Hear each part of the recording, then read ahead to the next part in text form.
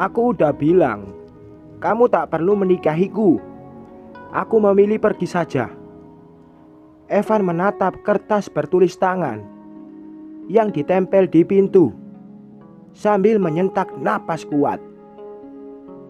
Dadanya bergemuruh hebat, seakan mau meledak.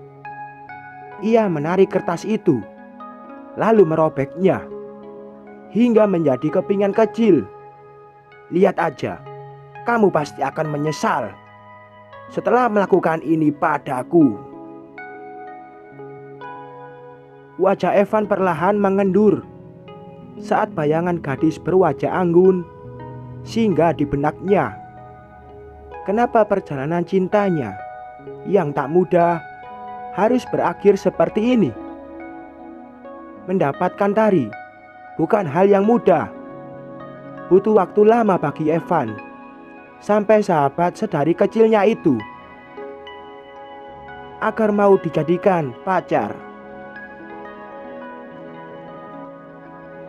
Lalu ia harus bersabar, membujuk sang ayah agar mau merestui pernikahannya.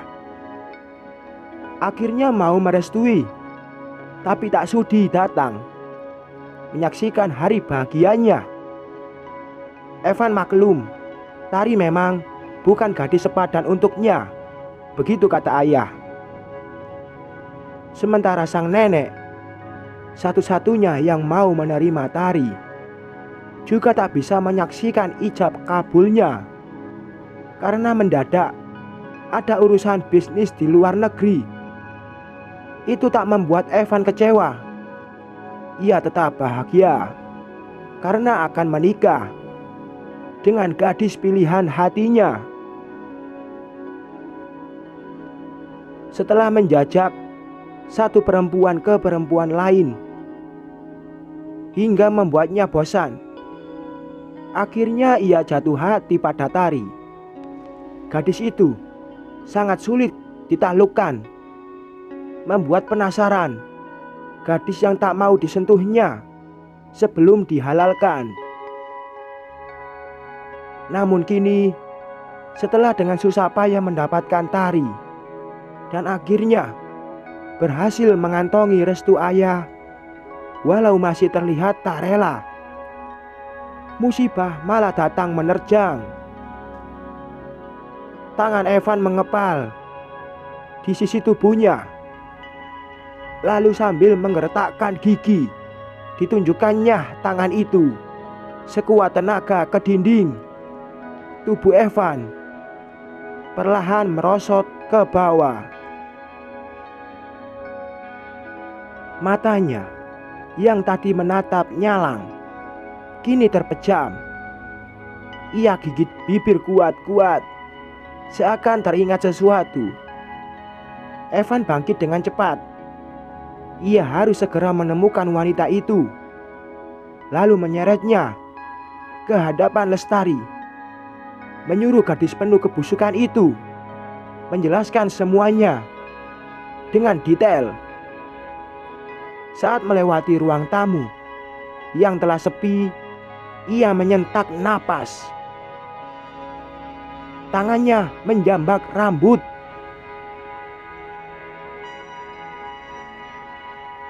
Kenapa tadi ia menikahi wanita itu?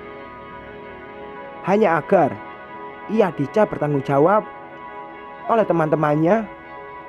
Setelah dipikir ulang, menurutnya keputusannya tadi adalah hal yang tak masuk akal. Bagaimana jika Tari semakin marah karena ia telah menikahi Ivy, si gadis menyebalkan? Evan menuju pintu keluar. Kakinya yang melangkah tergesa menginjak kulit jeruk.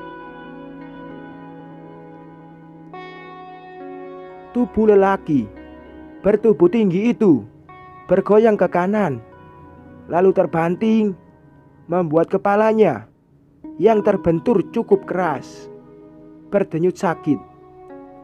Evan memejamkan mata, membiarkan tubuhnya terus merebah di lantai yang licin dengan remah-remah makanan di sekelilingnya. "Lestari!" gumamnya. Lalu matanya terpejam bersamaan dengan suara sang adik. Lalu menyeru namanya dengan panik. "Kak! Kak Evan!" Ivy menyandarkan tubuhnya yang tak terasa tak bertenaga di sofa empuk. Jantung dan napasnya berpacu cepat. Keringat dingin terasa membanjir di seluruh tubuh. Walaupun sudah mencurahkan isi hatinya pada Liana, ia tetap tak merasa lebih baik. Sudah pulang, Ivy terlonjak membuat wanita berumur 50-an yang berjalan ke arahnya mengernyit heran. Ivy perlahan mengangguk. Wanita yang tak lain, ibu dari kekasihnya itu, segera duduk di sampingnya. "Iya, Tante. Begitu acara selesai, aku langsung pulang." Dustanya. Bu Desi mengangguk. Tangannya meraih gelas di meja, lalu memberikannya pada Ivy yang telah dianggapnya seperti anak sendiri.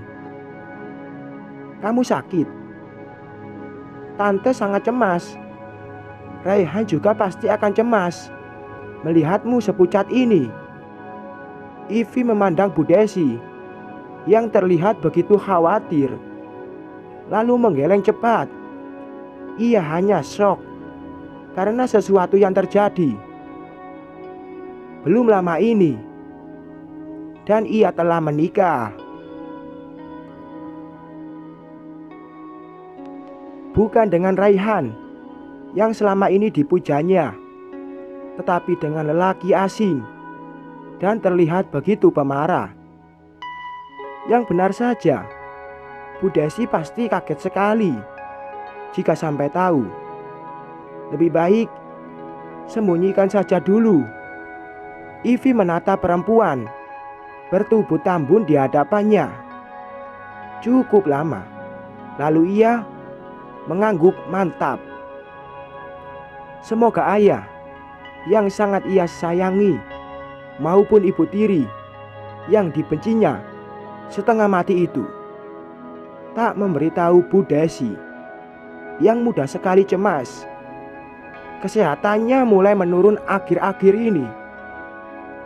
Ivy lagi-lagi mengangguk, mencoba meyakinkan pada diri sendiri bahwa fakta ia telah menikah tak akan pernah diketahui Bu Desi maupun Raihan. Ia akan menjelaskan pada ayah yang sebenarnya terjadi, lalu memohon akan menyembunyikan pernikahannya dari siapapun. Juga menyuruh ayah membujuk ibu tirinya agar bungkam. Lalu tentang Evan, Ivy mengetuk-ngetuk kepalanya dengan jari telunjuk, sesekali mengernyit. "Ah, sudahlah. Kenapa harus memikirkan lelaki pemarah itu? Toh, lelaki itu tak tahu siapa dia sesungguhnya, juga rumahnya. Jadi, anggap saja kejadian tadi hanya angin lalu. Ya, hanya angin lalu, atau mimpi yang sangat buruk." "Ya, halo sayang," ucap Ivy antusias sambil meloudspeaker HP-nya, kemudian meletakkan benda pipi itu ke meja rias. Tangannya sikap mengambil pelembab, lalu mengoleskan tipis ke wajahnya. Ivy memandang ke arah cermin, di mana bibirnya tengah melekuk senyum. 5 menit tak keluar juga, aku pergi. Ivy tertawa kecil. Pacarnya itu memang suka merajuk. "Aku segera keluar kok. Tenang aja, sayang." Ivy mengusap gambar telepon warna merah di HP, lalu kembali untuk merias wajah.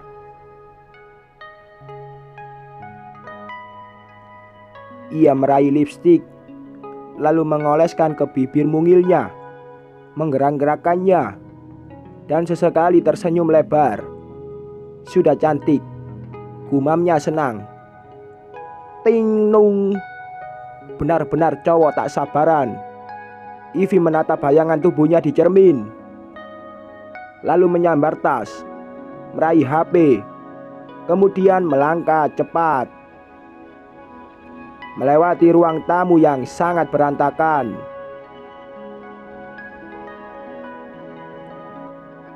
Ivy tertawa kecil saat HP dalam genggamannya kembali berbunyi. Benar-benar tak sabaran. Ia mematikan benda itu, lalu meraih gagang pintu. Terlalu lama, gerutu Rehan saat melihat Ivy keluar dengan senyum terkembang. Mendapati wajah Rehan yang cemberut, ia tertawa kecil. Biasa, pacarmu ini kan cewek. Yang, apa aku udah cantik? Ivy tersenyum menggoda. Kamu selalu cantik, sahut lelaki tegap berkulit coklat itu sambil memperhatikan penampilan Ivy yang terlihat anggun dengan dress hampir menyentuh mata kaki, berwarna biru langit. Rambut pirangnya dibiarkan tergerai melambai ke sana kemari, dipermainkan angin malam yang dingin. Jika aku cantik, kenapa tak segera menikahiku? Ivy memandang sang kekasih penuh harap. Wajah gadis itu langsung berubah saat Ray membalas memandang, seolah meminta pengertiannya. Tentu saja Ivy mengerti kekasihnya sedang kesulitan uang. Bu Desi sakit-sakitan.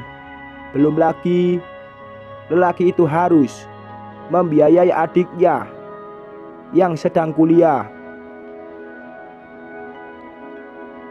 Ivy harus sabar menunggu pinangan itu tiba. Setelah adikku lulus, aku akan melamarmu. Aku sudah mengatakannya berkali-kali padamu kan? Baiklah, baiklah. Aku tahu, sayang. Potong Ivy. Ia selalu tak suka pertengkaran. Ngomong-ngomong, kita mau kemana? Tanya Ivy sambil mengikuti langkah Ray menuju halaman rumahnya yang sepi. Di mana mobil diparkir, lalu tatapannya lurus ke jalan raya. Ia menelan ludah saat melihat sejoli yang berjalan sambil bergandengan tangan. Kapan aku bisa seperti itu dengan Kak Raihan? Melakukan semua hal tanpa takut dosa. Mata Ivy berkaca-kaca. Berbeda dengan beberapa mantannya yang sesekali menggenggam tangannya atau mengecup ringan keningnya, Raihan tidak demikian. Dosa, katanya. Ivy pernah nyeletuk. Pacaran juga sebenarnya dosa. Namun Raihan hanya menanggapinya dengan senyum. Apa sebenarnya Raihan tak benar-benar mencintainya? Ivy menggeleng. Masa tak cinta, tapi memacarinya? Mencoba membuang kesedihannya, Ivy segera masuk, membanting tubuhnya di kursi, dan menatap keluar. Raihan menggeleng, seraya tersenyum kecil, lalu mengemudikan mobil, membelah jalanan yang ramai. Ivy segera keluar. Begitu mobil berhenti, keduanya berjalan bersisian menuju warung makan Padang yang sejak dulu menjadi langganan mereka. Duduklah. Raihan menarik kursi ke belakang lalu menuntun Ivy duduk. Di tatapnya gadis itu lembut, kemudian berjongkok dan mengeluarkan kotak merah dari saku celana hitam pendeknya. Ulurkan tanganmu. Ivy menatap Raihan, terkesima. Apa ia sedang berhalusinasi? Segera tangannya menepuk-nepuk wajah. Raihan masih tersenyum lebar. Aku sudah memikirkannya semalaman. Kita memang tak akan segera menikah, tapi paling tidak kita bertunangan dulu. Apa kamu setuju? Ivy mengerjap. Rasa haru yang menyelinap ke dalam benak membuat matanya berkaca-kaca. Akhirnya, setelah sekian lama menunggu, Raihan melakukannya. Tidak masalah, tak segera menikah. Yang penting ia dan Raihan terikat dulu. Ivy menganggukkan kepala, lalu mengulurkan tangannya. Dadanya berdebar saat ia melihat Raihan membuka kotak cincin, menampakkan benda kecil dengan mata berkilauan. Namun, belum sempat cincin itu tersemat di jari manis Ivy, tiba-tiba HP di saku celana Raihan berbunyi, membuat cowok itu kembali menutup kotak perhiasan. Dengan penuh pengertian, Ivy memandang Raihan, lalu perlahan mengangguk, memberi isyarat agar Raihan untuk segera mengangkatnya. Baiklah, aku segera ke situ. Ivy memandang sang kekasih cukup lama. Kening gadis itu mengerut. Sepertinya ia mengenali suara itu. Begitu tak asing. Mungkinkah? Duh, Evan bukan ya? Sekian